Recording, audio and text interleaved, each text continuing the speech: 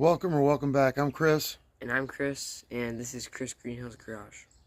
Which is definitely named after me. But I won the rock, paper, scissors.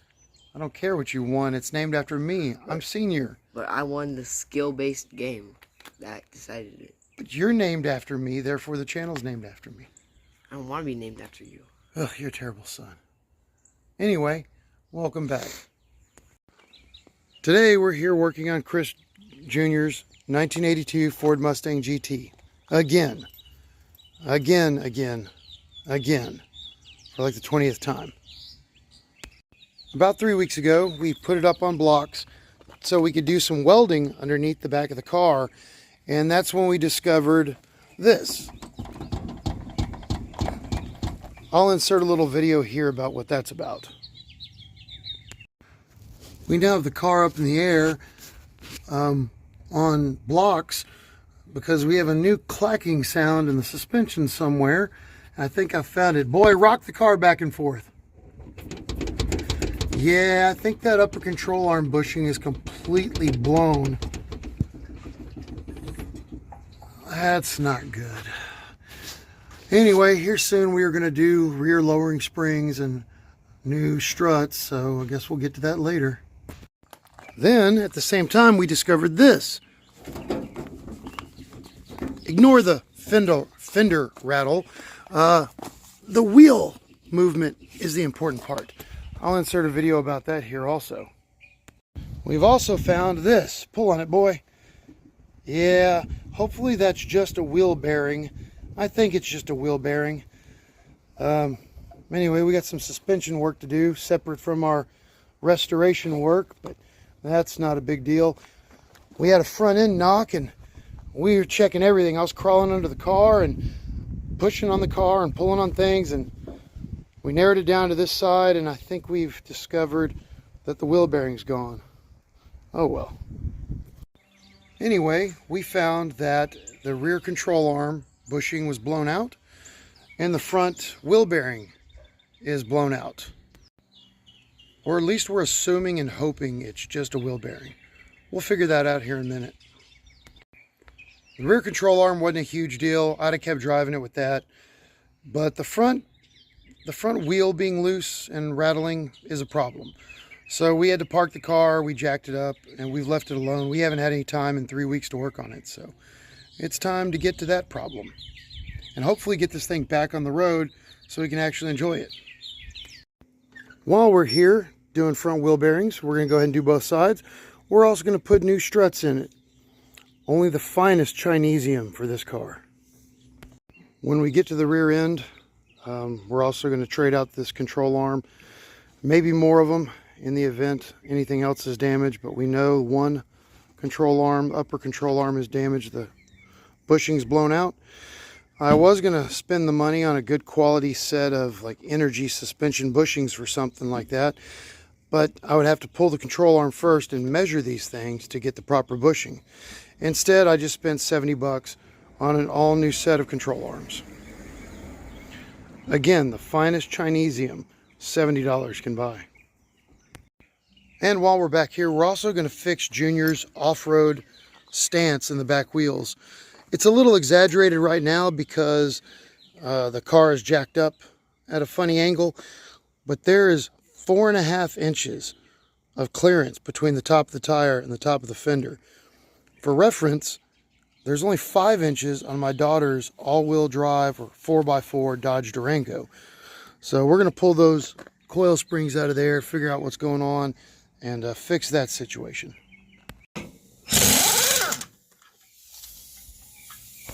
Now that the wheel is off, I'm not seeing the movement that I was when you pull on the wheel. Normally when these wheel bearings are out, usually there's a lot more play in this, but brake's dragging a little, but I don't really see anything wrong. But we have to pull all this off to get to the strut anyway, so we're just going to go ahead and do the wheel bearings, whether they're bad or not. I'm not feeling the play that I was feeling earlier. That's weird. I'm going to say all this sludge and all the metal flake that it probably is a wheel bearing. I still don't have any slack with the tire off, but that looks pretty gross, pretty chunky in there. This side is not looking all that great either. Things were chunky in here also, despite having just repacked these, what appeared to be serviceable bearings just a few months ago. The inside of these wheel hubs and these bearings are pretty well chewed up. They don't really spin anymore.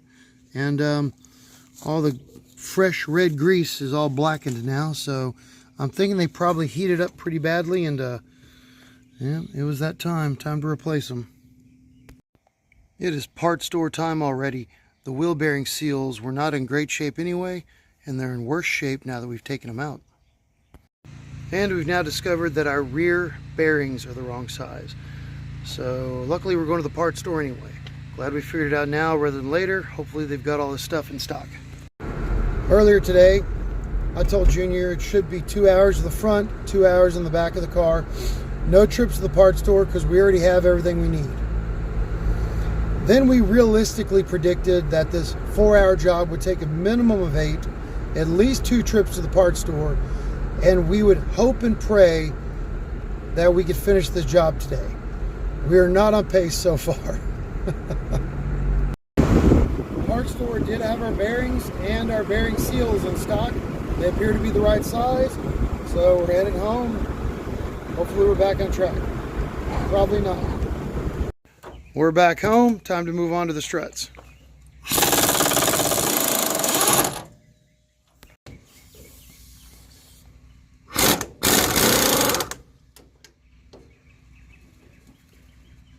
Here's Junior with the old strut.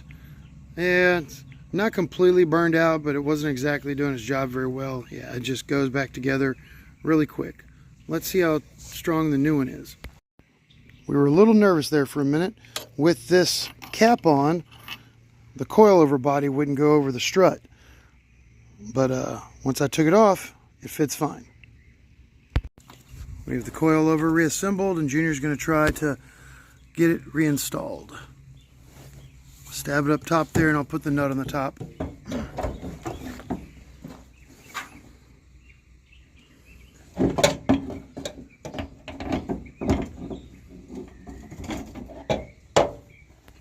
We could not videotape any of this, but you have no idea the hell we had trying to get that strut in there.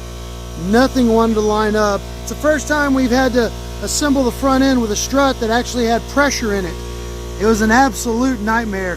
We had to jack on the strut and jack on the spindle, and it was horrible. Now Junior's cleaning up the inside of the spindle arm, and we're about to reassemble the brake hub. We got both hubs cleaned out. It's time to pack bearings and reseal these things and get them back on. That was short-lived. 3/4 of our bearings are fine. One of them is wrong. So back to the parts store we go. We are leaving the parts store, trip number 2. This time we have 2 matching bearings. Presumably, they'll even fit our car. Apparently earlier when we were returning 2 bearings to get 2 new ones, there was a box shuffle up on the counter, and we ended up taking one correct one and one of the ones we wanted to return back home with us. Hey boy, how many more times do you think we'll be back at the parts store today? 4 more? Sounds right. We're finally back, and we have 4 bearings confirmed that fit. So we can finally get back to packing these and getting these assemblies back on. We could not get the races out of these things, and that's okay. The races actually look great, so we're just going to put the new bearings in and roll on. All right, boy, get those bearings packed. Dip them in grease, then push all that grease all the way through. There's no clean way to do it. Make sure the grease goes in one side, comes out the other, and gets all in the needles.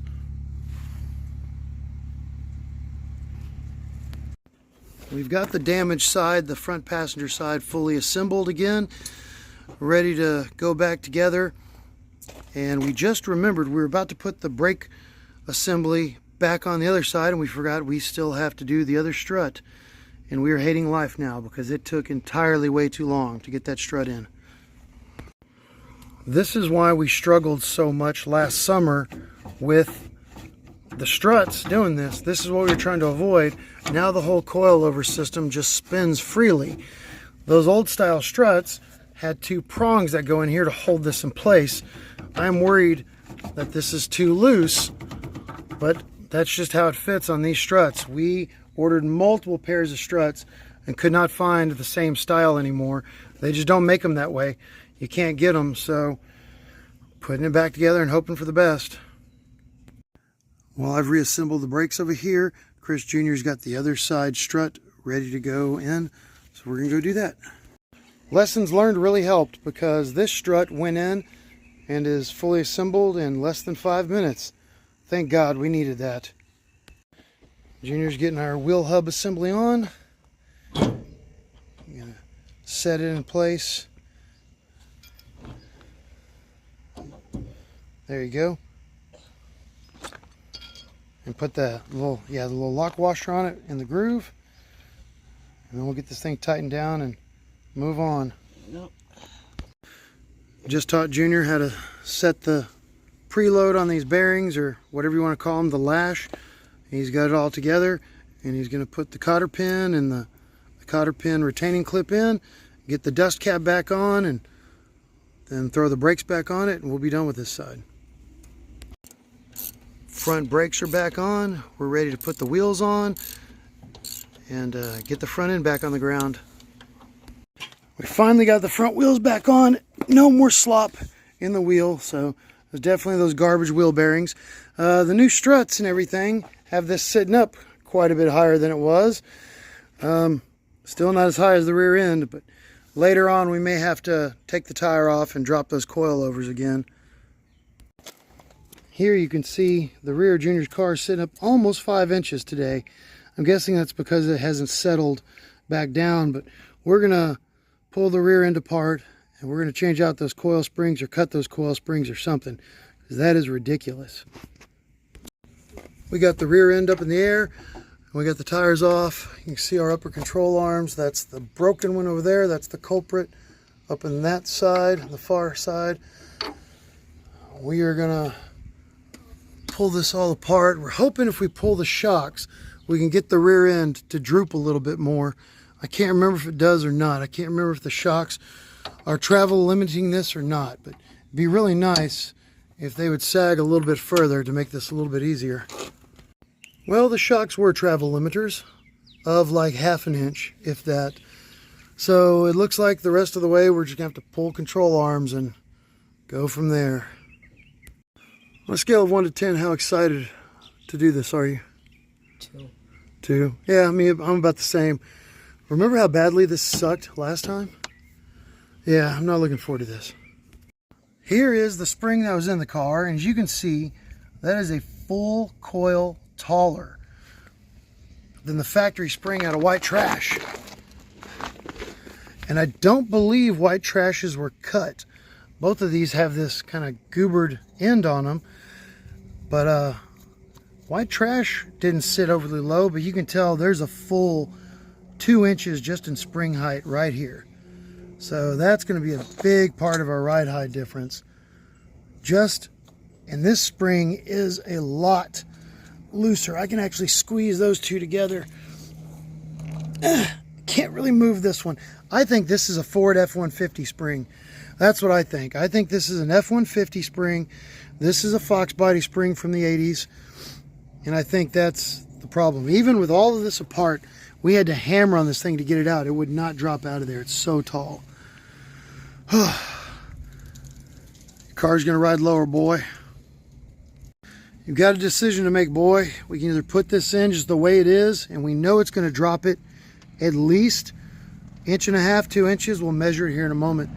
We know it's gonna drop it at least that far. Is that gonna be low enough for you? All right, you don't wanna try to cut this any further or anything? All right, cool.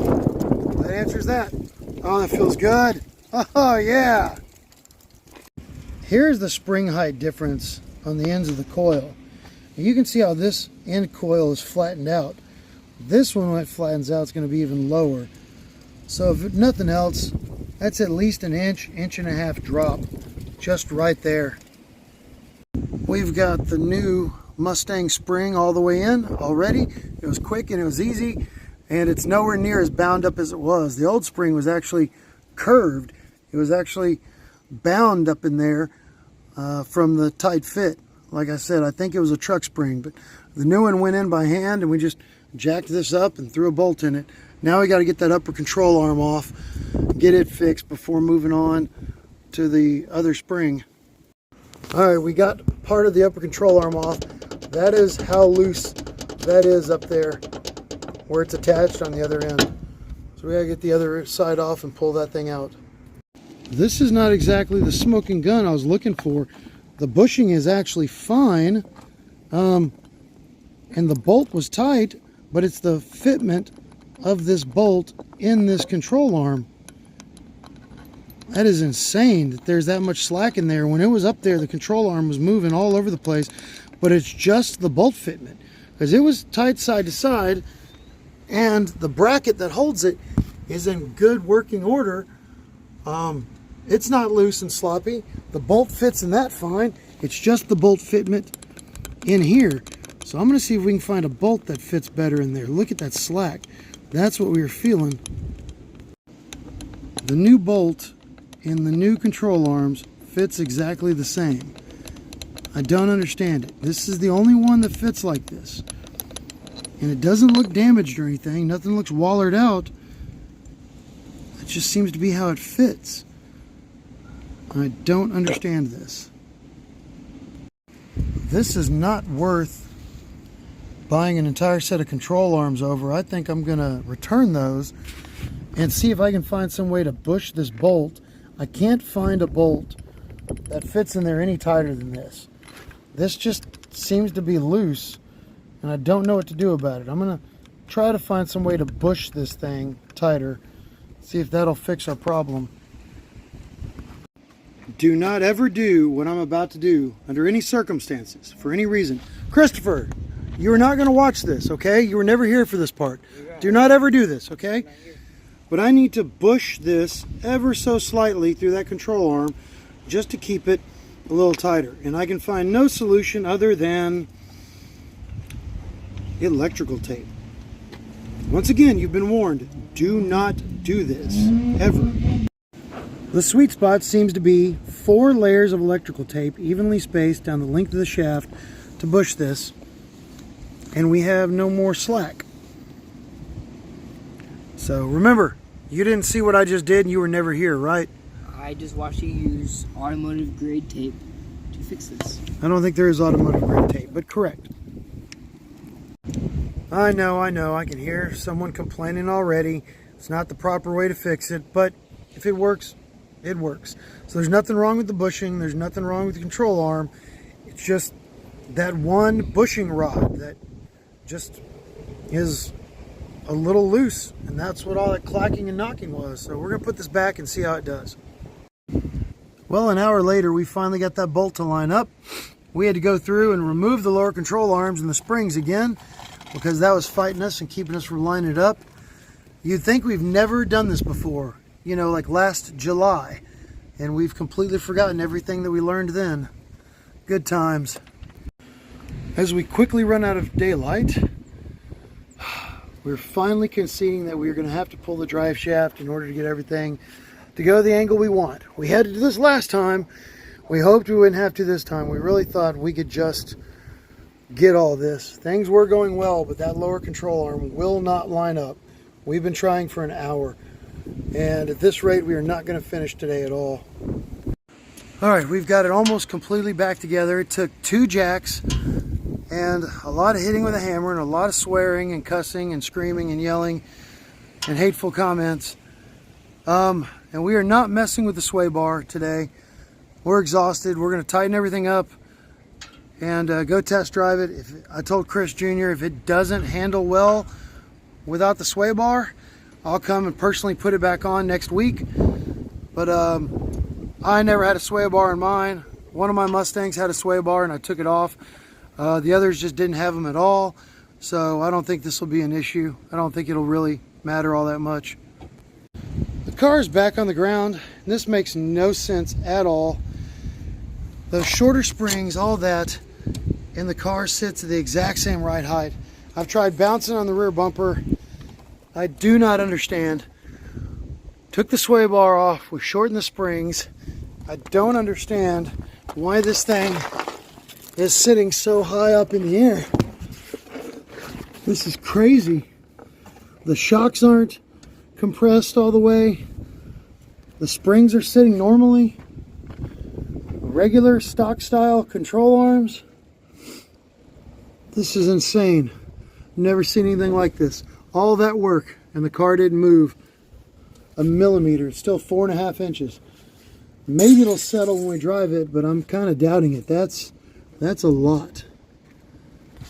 We are so confused. I've been under the car. I've looked at everything. We're not on the bump stops. We intentionally kind of raised the front end to give the coilovers a little more space to change the angle. But this is the exact same ride height, and we just put springs that were more than an inch shorter on it. So confused right now. What'd you say a second ago? That we just finished the front and back suspension in one day. Finished in one day. Somehow. All right, let's go drive this thing and see how it handles without the sway bar and with these new springs. And to make things worse, we've still got something knocking down here. The good news is it does not appear to be that same control arm. Bad news is it appears to be one of the other ones for some reason. I don't know where that is.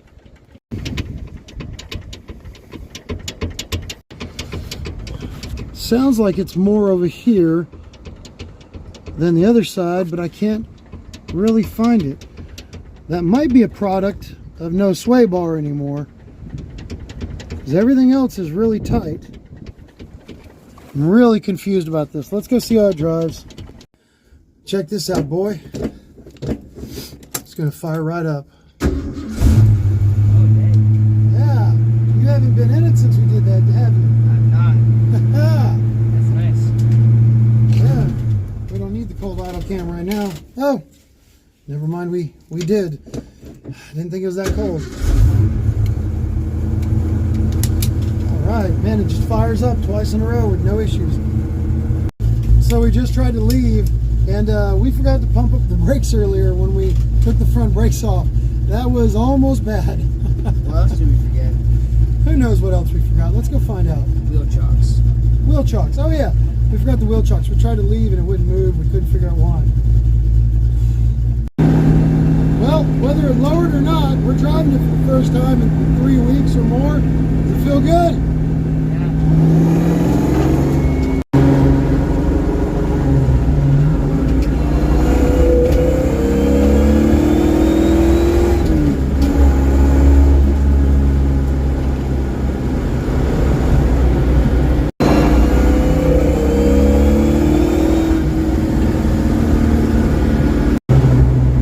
So we got a little bit of sway in the back. Yeah, it wags a little bit now without the sway bar. You gonna want the sway bar back in it? I don't care. I'll probably put the sway bar back in it. Definitely weight transfers a little bit more without the sway bar.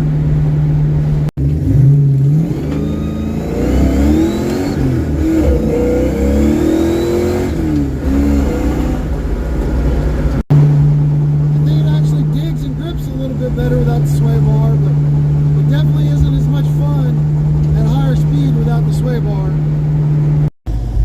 We've been out driving it, it's heat soaked. We're gonna turn it off. Count to 5. See if it starts up. Like brand new. All right.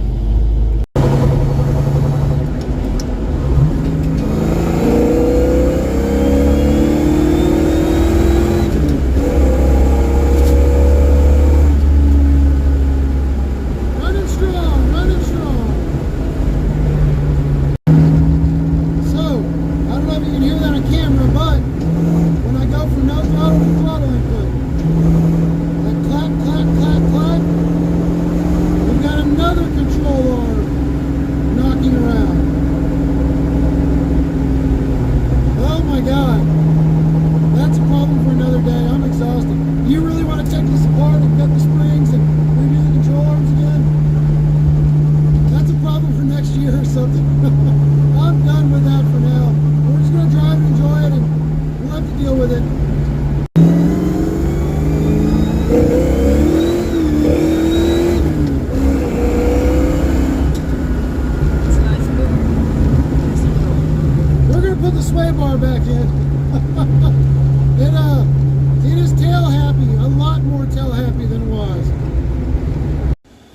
So we're back from our drive.